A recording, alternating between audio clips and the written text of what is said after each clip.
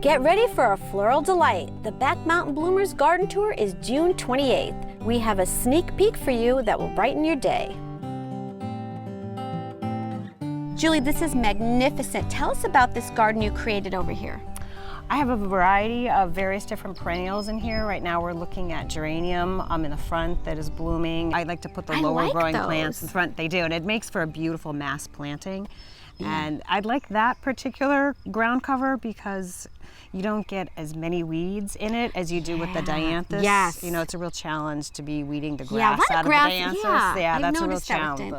So dianthus. This is really nice. Yeah, that's a lot easier to keep weed free. And then some higher plants that are purple in the back, that is Jacob's Ladder. Oh. And then coming in a couple of weeks, we'll have some oriental lilies, some blazing stars. We've got some pink in the front, and then I have intermixed with it some annuals, some dahlias that are not native, but they're still good for the pollinators, and then we've got some shrubs in the back to kind of frame the area. Absolutely perfect the way you've done this, and it's a nice size bed, and you can really fit a lot of different color in here.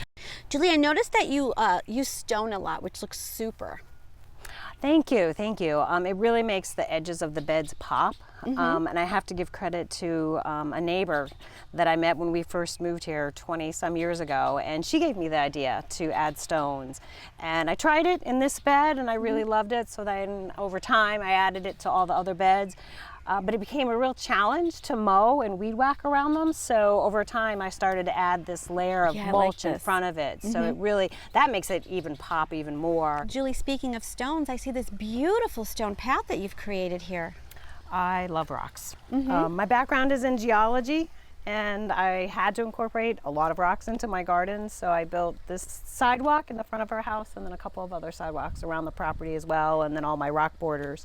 It's beautiful. It's so welcoming, and it had so much interest, don't you think? I think it has character.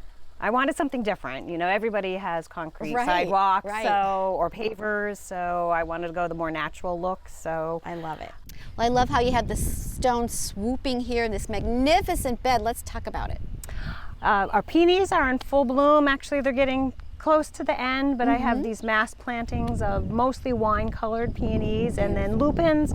The purple seem to dominate, but I have a little cluster of the pink lupins. Those are my favorite out of the lupins. And then I have some annuals, low-growing annuals in the front of the bed to frame it, and the calendulas are just starting to take off, and they will actually get very large and bushy by the end of the summer. This is magnificent. I mean, it looks like you have some grasses here, We do. We have some fuchsia, bluegrasses, and we'll have some daylilies coming. We have Jacob's Ladder behind that.